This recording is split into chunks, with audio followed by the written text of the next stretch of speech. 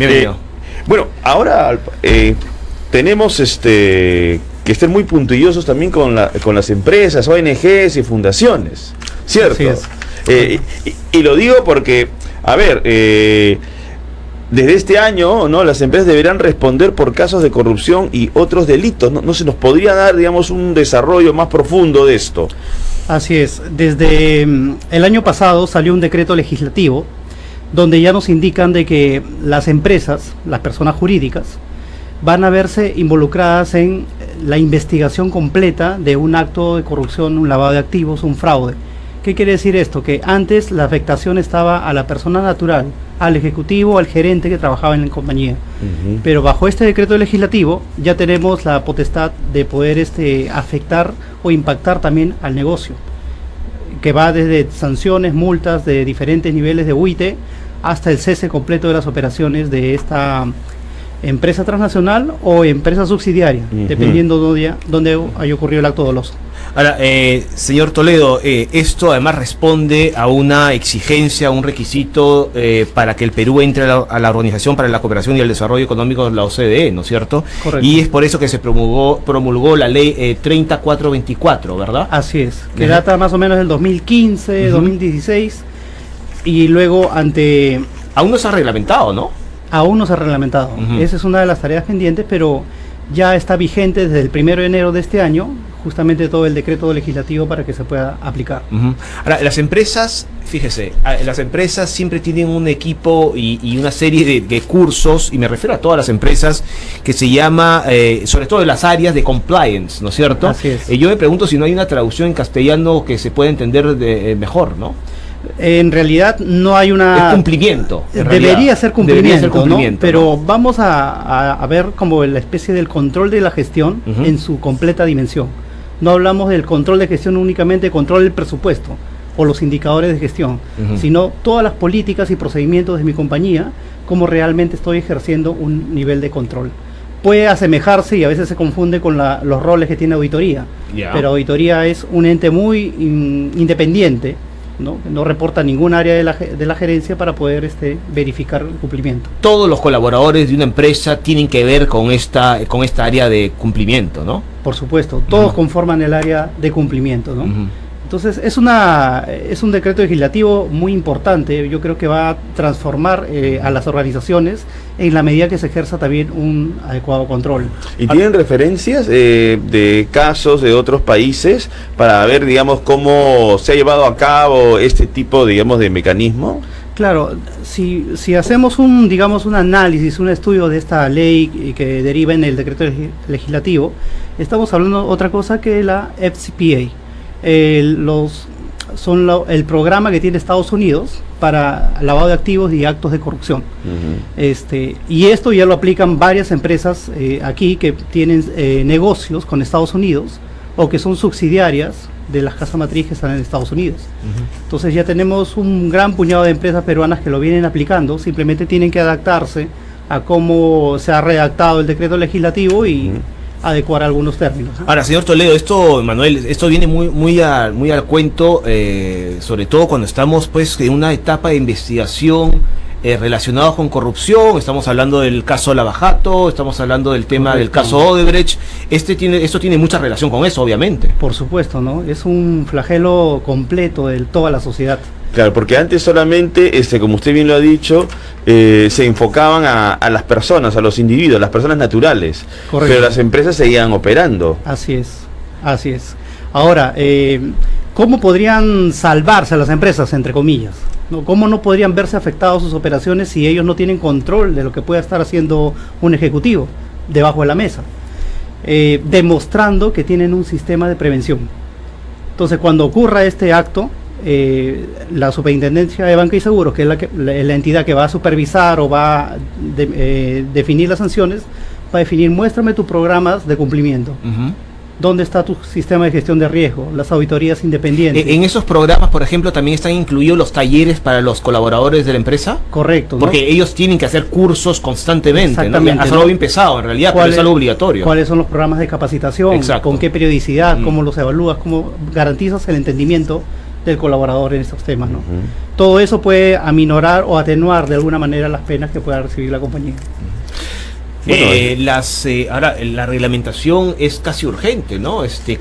Señor Toledo, usted con su experiencia, ¿cuánto tiempo cree que puede pasar hasta que tengamos esto ya reglamentado para que se pueda aplicar pues de manera eficiente? Correcto. Según cuando sale el decreto legislativo en vigencia el 1 de enero del año pasado, se habló de 3 meses como plazo. ¿Entró en vigencia este año o el año pasado? Se promulgó el año pasado. Pero entró en vigencia este año, el 1 de enero, ¿no? El 1 de enero. Okay.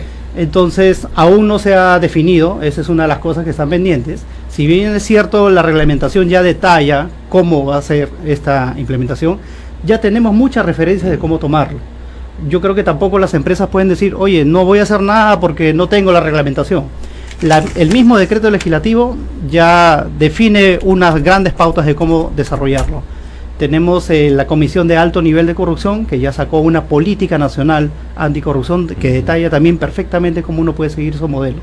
Y también tenemos la ISO 37001, que es el sistema de gestión para antifraude o anticorrupción, que también te define todas las pautas de cómo uno puede establecer un modelo de prevención de... Aquí están incluidas las empresas, las fundaciones, las ONGs. Así es. Toda empresa, toda personería jurídica, Ya. sea con fines o sin fines de lucro. Bien, esto no incluye a entidades del Estado. Incluye a todos. También a entidades del Estado. Por ejemplo, Correcto. la municipalidad Por supuesto. de Lima. Así También. es. Aunque recordemos que todas las instituciones del Estado ya se rigen por otro sistema, que es el sistema de control interno, Ujú. que emana desde la Contraloría General. Porque ahora con el caso, digamos, de Odebrecht, con una ley que tenga esta vigencia, ¿no? Tendríamos otro panorama, posiblemente. Por supuesto, ¿no? Es corrupto tanto el que corrompe como el que recibe, o sea, de ambos lados, ¿no? Ujú. Y esto yo creo que hay que hacer un llamado a la sociedad. En realidad nos estamos fijando mucho en las empresas y todos estos casos mediáticos, pero no nos estamos viendo o dando cuenta nosotros como personas de nuestro día a día, ¿no? Te topas a veces por poner un ejemplo, una publicación en Facebook, un compañero, un amigo te dice, ¿alguien tiene un contacto en la SUNAT? Necesito esto urgente, este trámite. Eso ya está conllevando a un acto de corrupción. Claro. Tienes modelos de ¿cómo se llama? Selección de personas a través de CAS. Y a veces todo está ya configurado porque ya sabes quién es el ganador, pero tienes que hacer todo el modelo, todo el proceso, pero ya sabes finalmente de los 20 postulantes quién es el que está dirigido, ¿no? A veces el Estado mismo promueve estas situaciones de corrupción. Ahora, es importante también y es clave que todos los miembros de una organización, ya sea ONG, ya sea empresa, sean conscientes de la importancia de esto. Por supuesto, ¿no? En ese sentido, la labor justamente de difusión que debe existir ya, porque estamos finalmente con la norma sobre marcha, ya en aplicación, debe estar más difundido, ¿no? En Chile tenemos una referencia que cuando sale una ley el 2009, muy similar a todo este panorama que tenemos, después de 2 o 3 años, solo el 25% del total de las empresas se acogió a un modelo de prevención. Yeah. El 75% restante todavía está Ahora, pero es un peligro, porque si ellos en su empresa no se acogen a un sistema de prevención, se pueden ver expuestas. Por supuesto, ¿no? ¿No? El riesgo Ese está latente. 75% que usted menciona en Chile va a estar vulnerable frente a algún tipo, digamos, de eventualidad. Así es. Entonces, tomemos de referencia lo que nos ha pasado al país vecino y veamos cómo podemos nosotros... Este sistema de prevención, estrictamente, ¿cómo funciona? Ok.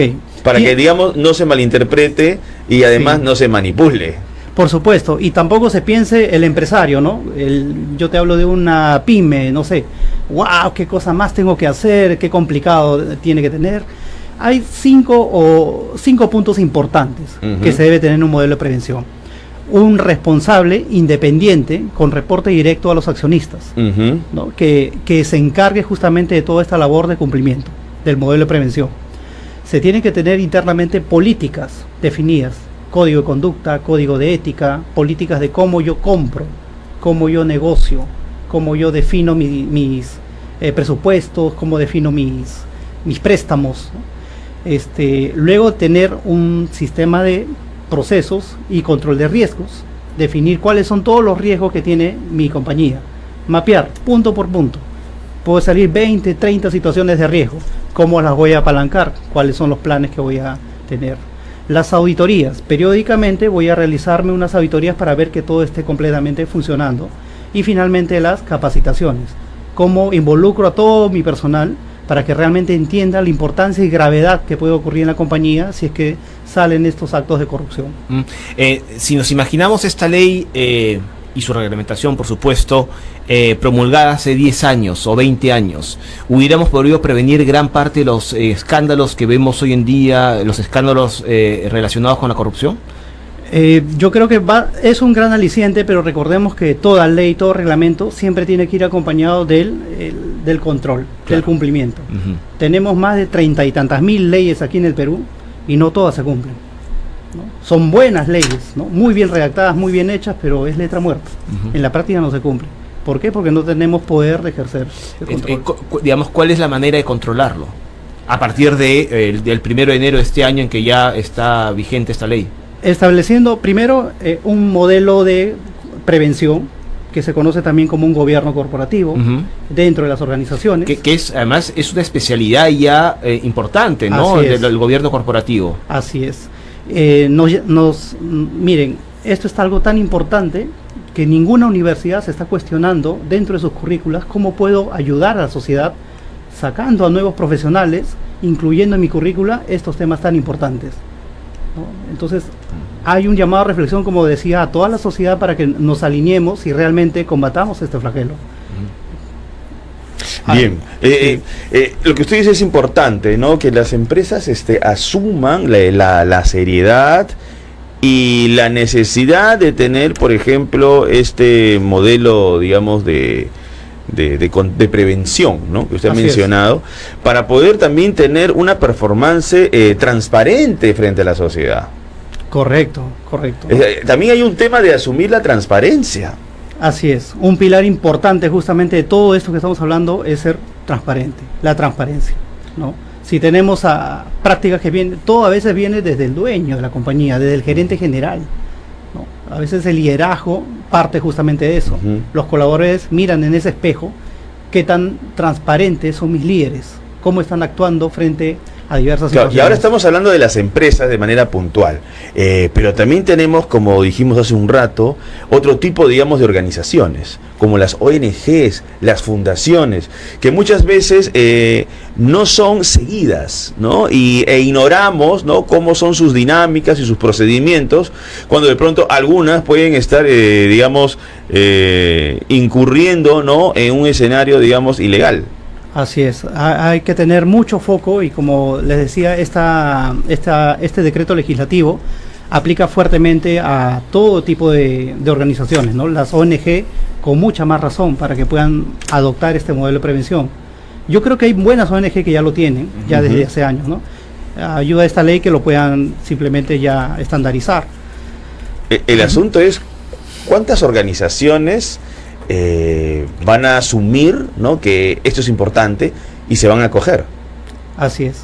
En Chile, usted nos decía que el 75% quedó en el aire porque no hizo caso. Correcto. Mira, puedo darte otro detalle o información interesante, ¿no?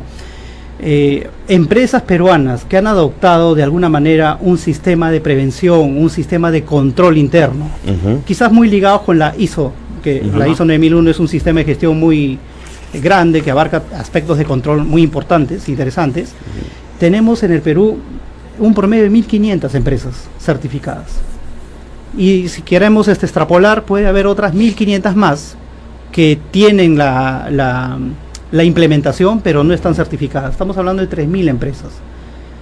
Si quitamos a las microempresas que hay acá en el Perú, estamos hablando de un universo de casi 750.000 empresas peruanas, de pymes a grandes, quitando las micros, la bodeguita, qué sé yo. Claro. Miren ese gran universo de empresas de las cuales todavía no tenemos ni no sabemos cómo están operando, cómo trabajan, ¿no?, y cómo están desarrollando sus aspectos de control. Es ahí donde tenemos que incidir fuertemente, ¿no? Lo que nos está diciendo también es que van a tener que ver personas encargadas de control. Correcto. Más profesionales que se dediquen a estas tareas, porque va a ser una tarea, digamos, bastante complicada. Así es es. un universo gigantesco. Hay mucho trabajo por delante, ¿no? Es una gran beta a profesionales del mercado que Porque quieran... no solamente es la ley, es Correcto. cómo esa ley, digamos, se va a comportar, cómo la van a acompañar. cómo la aterrizo en la organización, cómo le doy la Aplicarla, lectura digamos, ¿no? Claro. Ujú, a mis exacto. colaboradores. Bueno, Es las correcto. áreas de cumplimiento están ahí para eso, finalmente, ¿no? Exacto, En ¿no? las empresas, digo. Hay grandes compañías que bien posicionadas que tienen áreas de cumplimiento, pero vamos a ver unas empresas menores, no tan Las grandes. medianas, ¿no? ¿Eso Las es algo que medianas. se puede contemplar, por ejemplo, en el reglamento?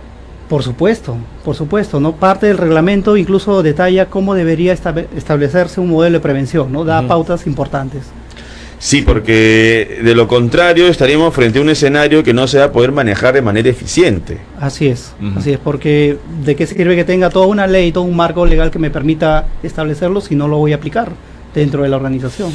Bien, señor Carlos Toledo, especialista en gestión de empresas, muchas gracias por su visita y por sus explicaciones. Seguramente cuando ya haya reglamento podremos invitarlo nuevamente para que nos explique un poco Muy bien. todo el asunto. Muchas gracias. Gracias a ustedes. Muy buenos días.